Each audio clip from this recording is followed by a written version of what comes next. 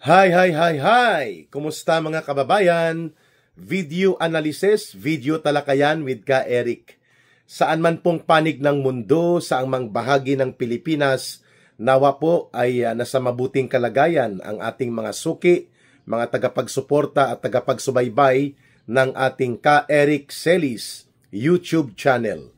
At anuman ang mga pagsubok na kinakaharap natin sa ating mga buhay, ay sana po malakas pa rin ang ating loob na ito ay harapin at pangibabawan ang mga paghamon na ito at mga pagsubok na hinaharap natin sa araw-araw. Maraming salamat sa inyong patuloy na pagtangkilik, pagsuporta at pag-promote at pag-advertise ng ating videos, ng ating channel.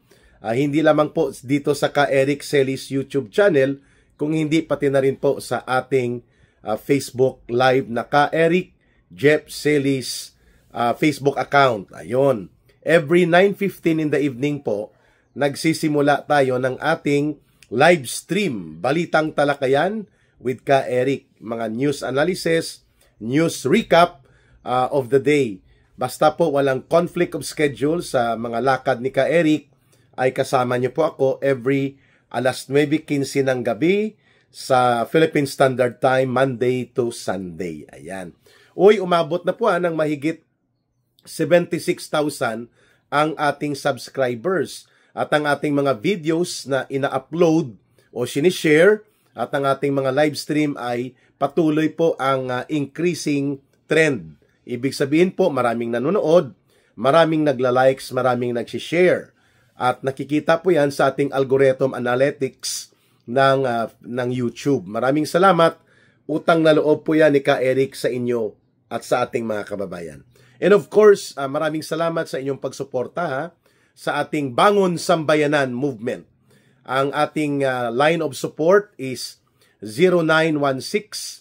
0916-308-7710.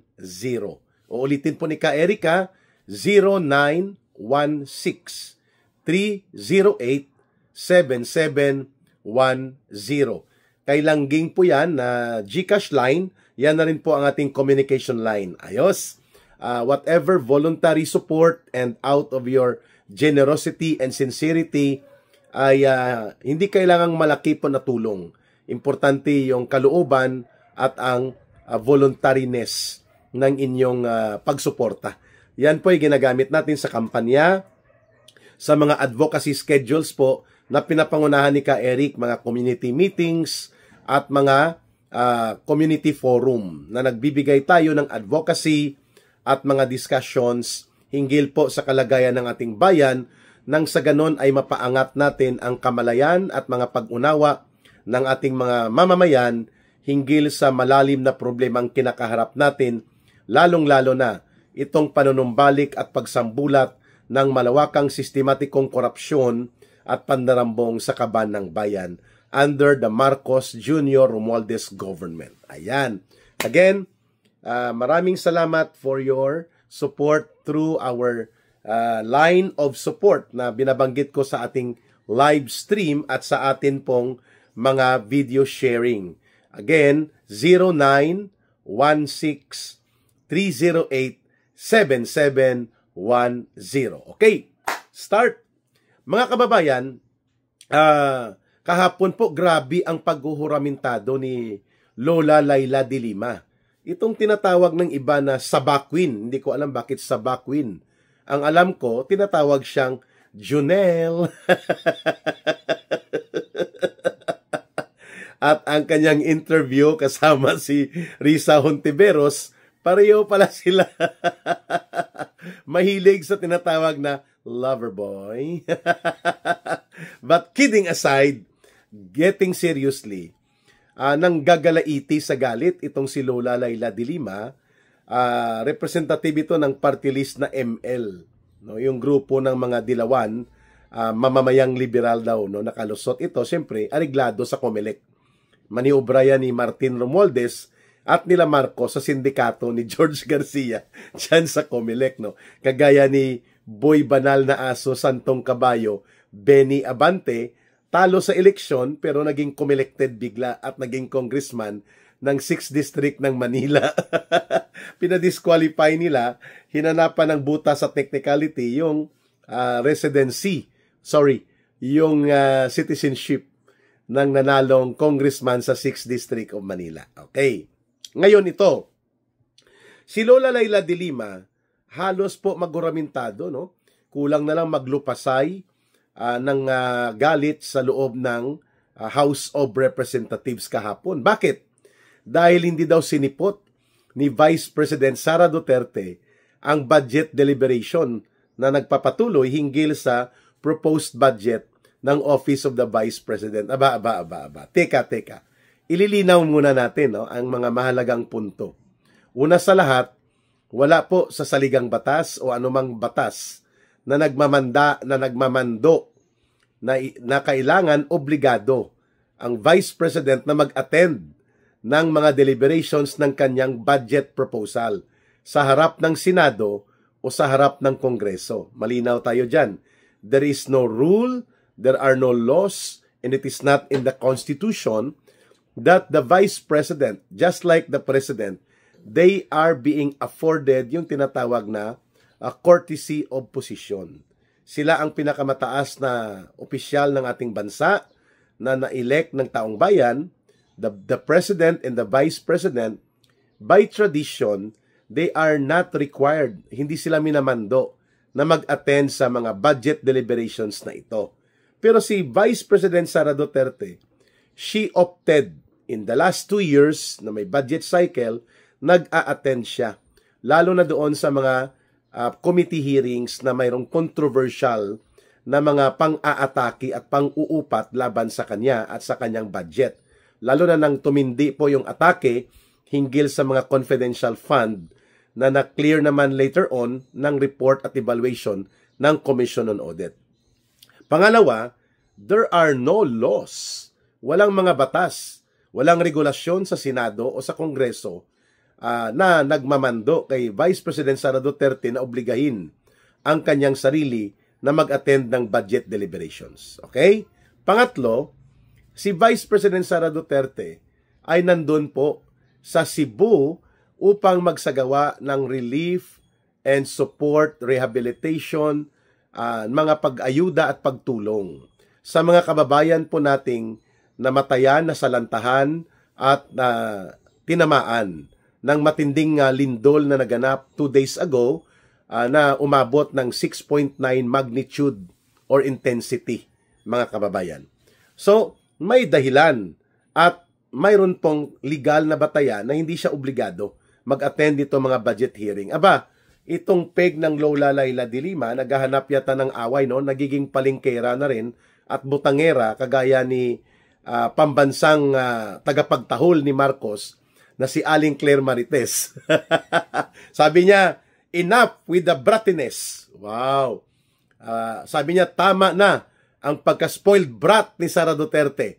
No, yun ang kanilang gustong i-portray na palaking brat, no, o kaya spoiled na anak si Sara Duterte ng kanyang tatay na si former President Rodrigo Duterte, no. Enough of the brattiness of this Sara Duterte.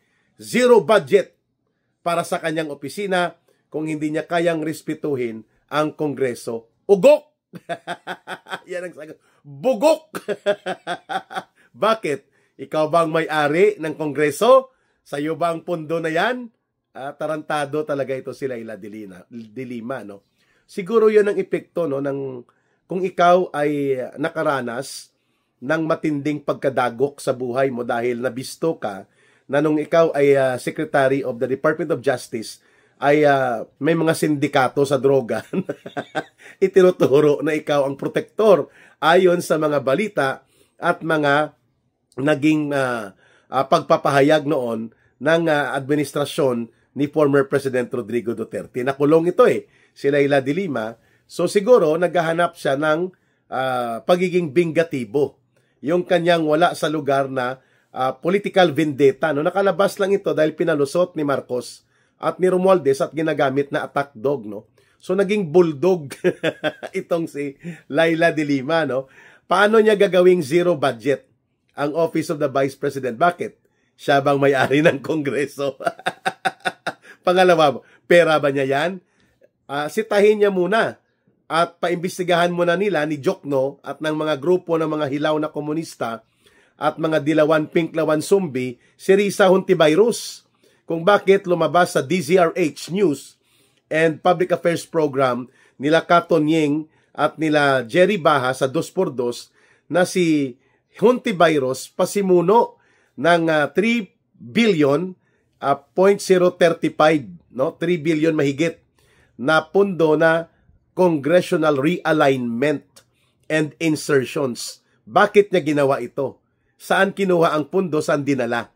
Ayun. At mayroon pa, idinagdag pa ni Ginoong Anthony Taberna, ni Katonyeng, at nito ni Jerry Baha na may 750 million pesos flood control project allocation si Hontiveros. Ang sagot niya lang, fake news daw ito. Really? Ito din ang sagot niya nang ibinunyag siya ni alias Rene na nang babayad at nanunuhol siya ng mga testigo at minamanipulate niya ang script at mga pahayag upang tumugma sa gusto niyang gimmick kapag nagkakaroon siya ng mga Senate committee hearings, the way she conducted ang kanyang one-woman show attack sa kanyang committee hearing laban kay Pastor Kibuloy, sa mga ministro ng Kingdom of Jesus Christ at sa buong KOJC at pati na po kina Pangulong Duterte. So ang sagot niya lang, fake news, sinuhulan, binayaran. Really? Yun muna ang imbestigahan mo, Lola Laila de Lima.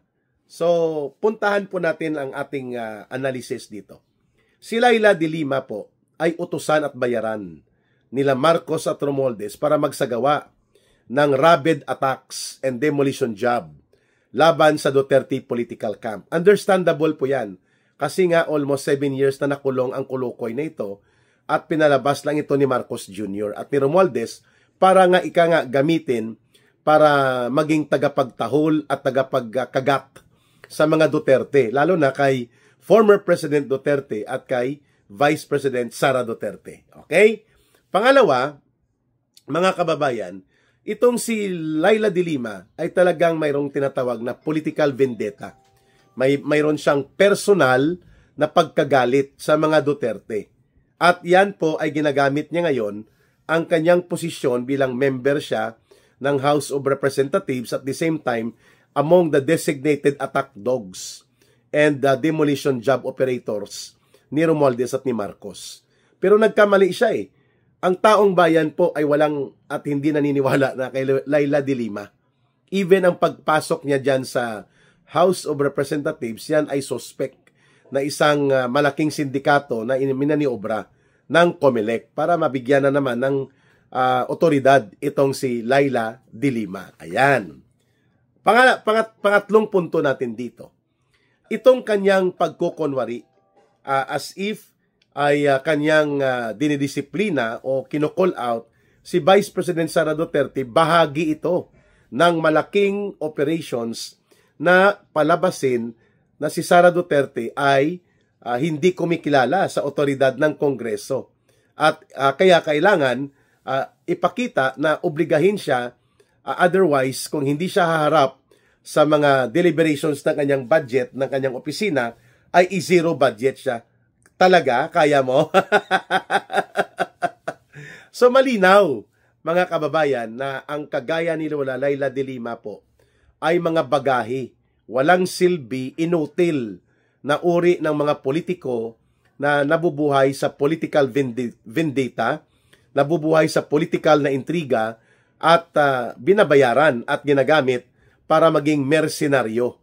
Pag sinabing mersenaryo, ito po yung mga gawain nila Hontiveros at nila de Lima na ginagamit sila ng administrasyon kagaya ng ginawa nila noon sa panahon ni Noynoy Aquino, hindi para isulong ang kabutihan ng mga mamamayan, kundi para maging tagapag-atake sa political enemies ng kanilang patron saint na ngayon ay dati tinatawag nila ito ni de Lima at ni Hontiveros na si Marcos Jr. ay magnanakaw, sinungaling anak ng diktador. Ngayon po ay kulang na lang halikan nila ang talampakan ni Bongbong Marcos Jr. Sa sobrang pagkasipsip, higop na, sip-sip pa Anong hinihigop nila ka Eric? Maliban doon sa inyong iniisip, hindi ko na yun bibigyan pa ng pagpapaliwanag. Kayo nang magdugtong anong hinihigop ni Hontiveros at ni Lula Laila de Lima. Hinihigop nila ang pondo ng bayan para abusuhin. Mantakin mo, binibigyan kayo ng milyon, hundreds of millions of fund para lamang, galing yan sa pondo ng gobyerno, para lamang mag-atake at para manira at magkaroon ng intriga at panggigipit laban sa political enemies ng inyong tagapagtanggol ng inyong mga kapritsyo sa pera at pundo at kapangyarihan na inyong nakukuha ngayon mula kay Martin Romualdez at kay Bongbong Marcos Jr. Hindi nga nila makundina si Saldico at si Bongbong Marcos Jr. at si Martin Romualdez at hindi nila makundina ang pananagutan at ang mga kriminal na gawain ng pandarambong ng administrasyon ni Marcos at Romualdez sapagkat nakinabang at nakikinabang sila. Kagaya po ng CPP, NPA, NDF na mga urban operatives and mga party list groups na nandyan din po sa Kongreso. Kagaya nitong Gabriela NPA Labre Party List na pinalusot din sa sindikato na operasyon ng COMELEC. Nakaupo ito ulit itong recruiter ng kabataan na maging NPA na si Sara Ilago. Ang kabataan NPA Recruiter Party List na nire-rape ang mga batang babae na nare-recruit dito sa loob ng Kabataan Party at pinagtatakpan lang. Nire-rape ng mga leaders nila. Naka-report po yan, nakaulat yan. Kaya delikado po itong hindi lang recruiter ito para sa NPA ang Kabataan Party, kundi nagre-recruit para gahasain at abusuhin ang kabataang kababaihan diyan sa loob ng organisasyon na ito. At yan ay naka-report sa media, sa Inquirer, sa Rappler, at makikita nyo po yan, rape at Anak Bayan and Kabataan Party. Magkadugtong kasi yan Pareho lang yan sila. Anak Bayan at Kabataan, magkadugtong yan. Okay? Hawak yan ng Communist Party of the Philippines. Saka itong Alliance of Communist Teachers or ACT.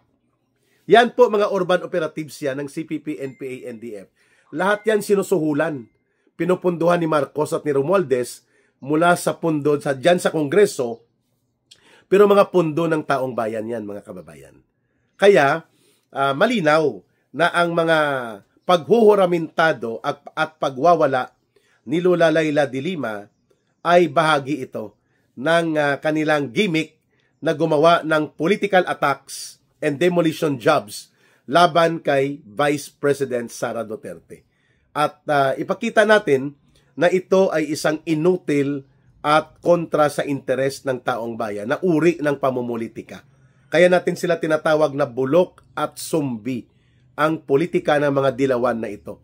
Mantakin nyo si Kiko Pangilinan, si Risa Hontiveros at si Bam Aquino, magkaparihong balahibo na nagkukunwaring human rights defenders, crusader of liberal politics, at sila daw ay para sa mamamayan kung kaya nila tinututulan ang makatao at makatuwirang batayan sa pagpaparilis ng maaga kay former President Duterte doon sa ICC compound detention kung saan illegal na dinukot at ipinatapon at pinakulong ni Marcos at Romualdez si former President Duterte. Sabi nila hindi, para yan sa mga biktima. Really?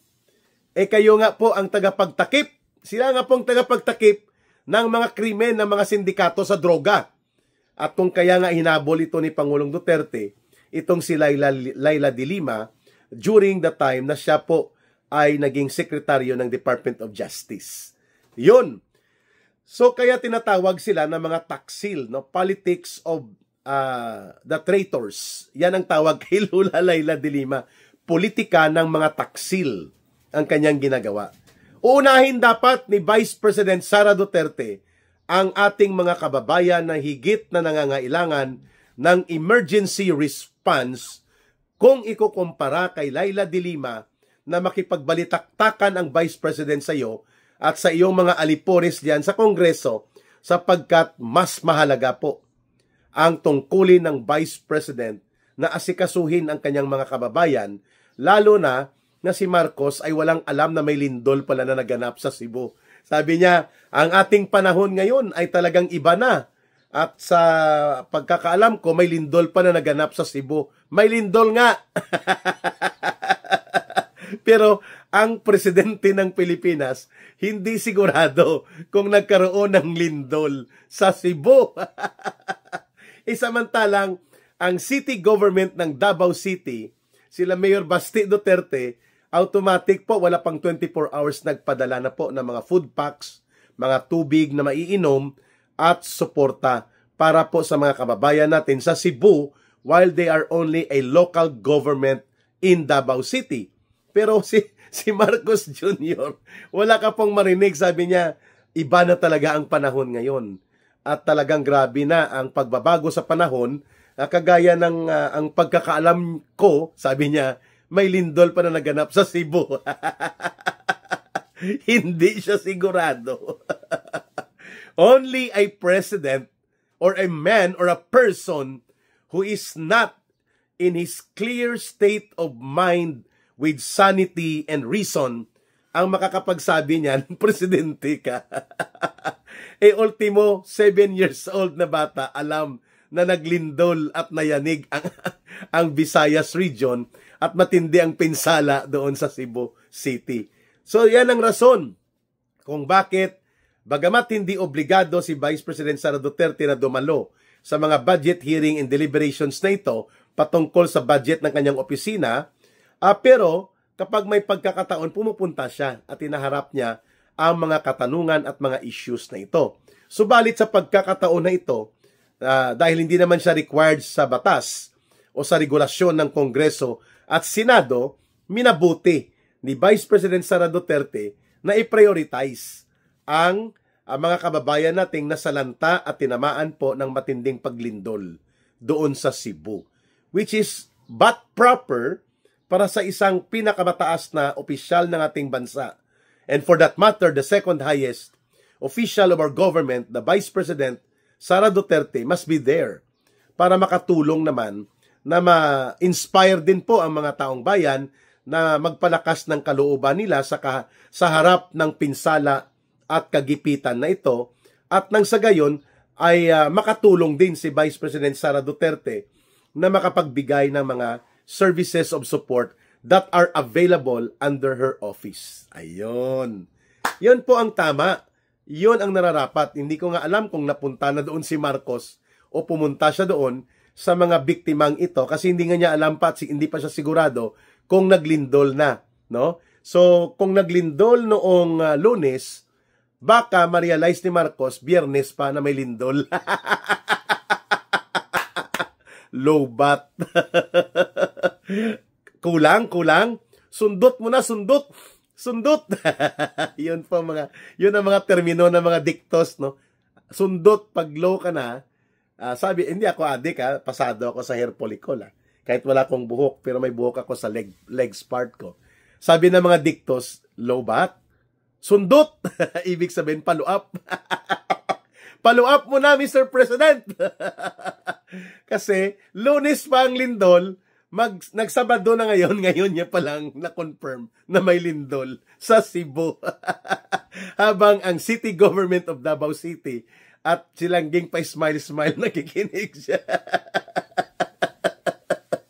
Tawa si Ka Eric. The only reaction that is valid for this kind of people like Lola Laila de Lima is to laugh. Pagtawanan mo na lang. I-zero budget niya daw si Sara Duterte. Kumbinsihin mo mga senador. Kumbinsihin mo baka pagtawanan ka naman ni meow. Kilala niyo si meow. Irritated at pikon na pikon si Ping Lacson kay Congressman Kiko Barsaga. Sabi ni Kiko Barsaga kay Ping Lacson, sabi niya, si Tito Soto at si Ping Lacson, ang kaya lang nila, mga kontraktor, mga small time para ipatawag, tapang-tapangan sila. Sige nga, subukan nyo yan kay Martin Romualdez. At kay Saldico. At sa mga big time, na lalo na sa criminal mastermind na itinuturo ngayon ni Governor Chavit Singson, si Bongbong Marcos. At tapos sabay sabi ni Kiko Barsaga, ni Congressman Barsaga ng Dasmariñas, Cavite, sabi niya, hindi nyo kaya dahil wala kayong totoong paninindigan. Meow, meow, meow, meow. Malamang i-meow, meow, meow na naman ito ni Congressman Kiko Barsaga si De Lima. Anong inahurumentado mo? Baka gusto mong bumalik ng kulungan 2 years from now kung si Sara Duterte na naman ang presidente. Tapos dudugtungan ni Kiko Barsaga ng nyaw, nyaw, nyaw, nyaw. Irritable sila kay Gen Z, no? 26 years old lang ito. But I find him a very interesting figure sa modern political landscape ng Pilipinas. No? Sana marami pang Congressman Kiko Barsaga. Mantakin mo, nag-uusap si Janet Dingbaxia Garin, Dingbaxia Queen, at si Sandro Marcos. Lumapit siya, naka-live siya. Sabi niya, "Hi, Congressman Sandro." E di bumati din si Sandro Marcos. "Hi, Kiko." Sabi niya, "Kumusta ang tito mo na may kaso ngayon?" Si Martin Romualdez. To the rescue at to the defense si Dingbaxia Queen Janet Garin. "Wag naman ganyan, boss." Hinawi niya ang cellphone ni Congressman Kiko Barsaga. Dapat ganun din ang gagawin ni Congressman Kiko, no? Lalapitan niya si Layla De Lima. "Hi, Congressman De Lima, Congresswoman De Lima, kumusta? At mukhang ikaw ay bad trip kay Sara Duterte." Nyaw, nyaw, nyaw, nyaw.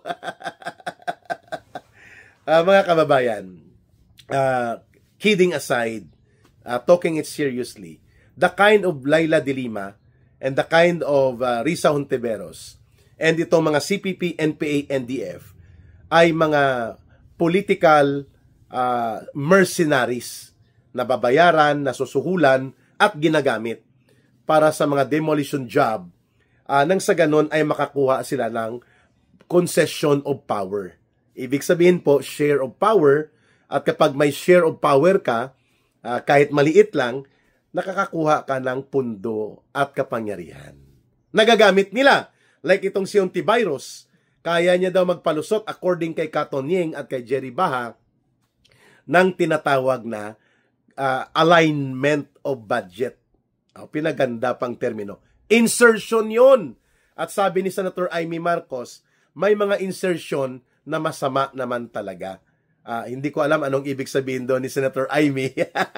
Pero sa programa naman ni Deo Macalma, sa DCRH, no, may mga ini-insert daw na masama ang epekto.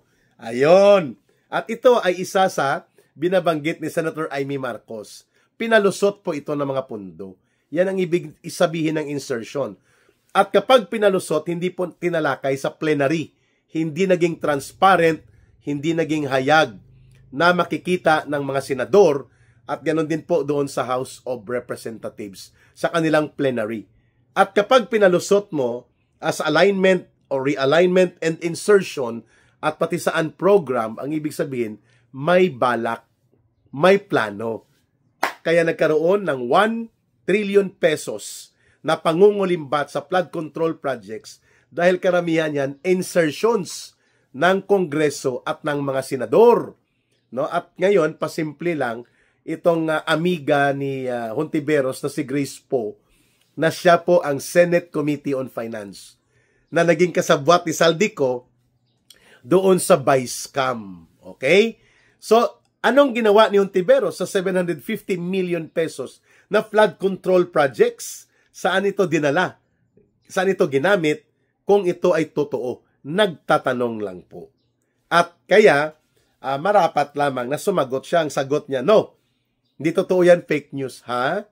Fake news din ba yung mahigit 1 billion pesos na illegal allowances and payment na ginawa ninyo nung ikaw ay nasa PhilHealth pa?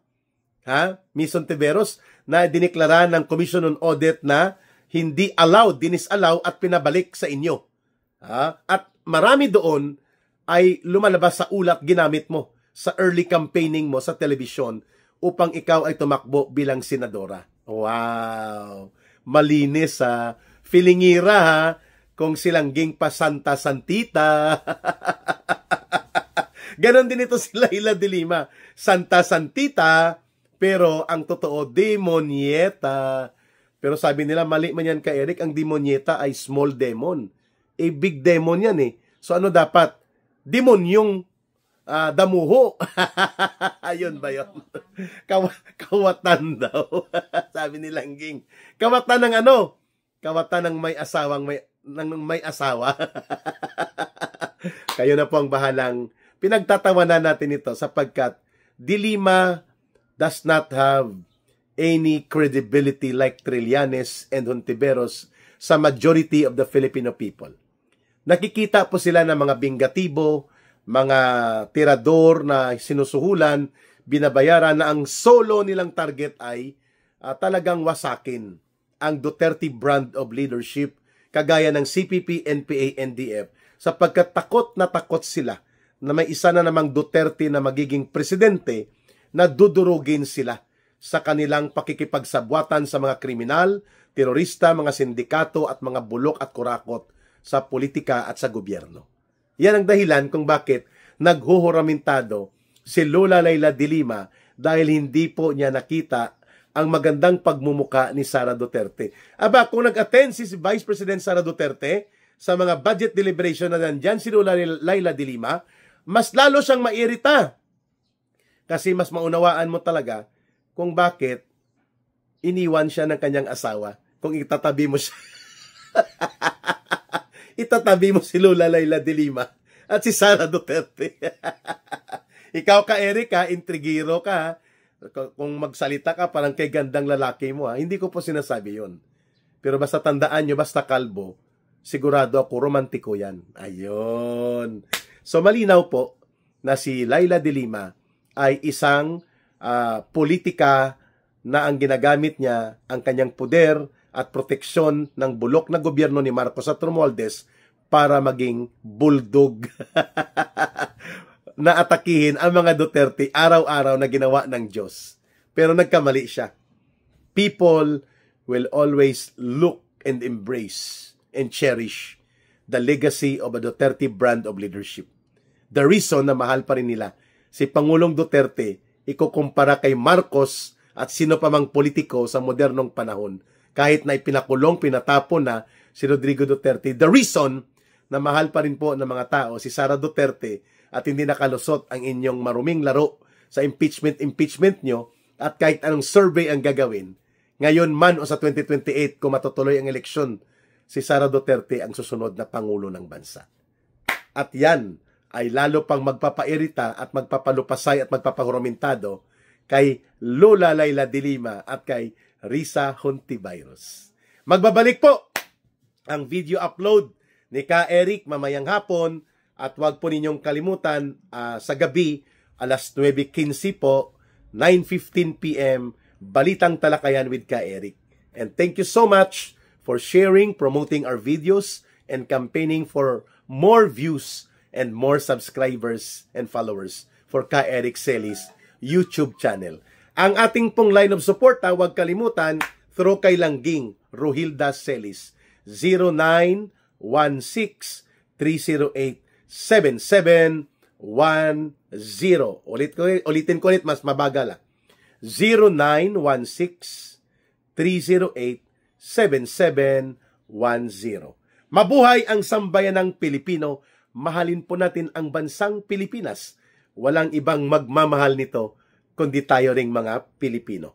Para sa Diyos at sa Pilipinas nating mahal, bye for now.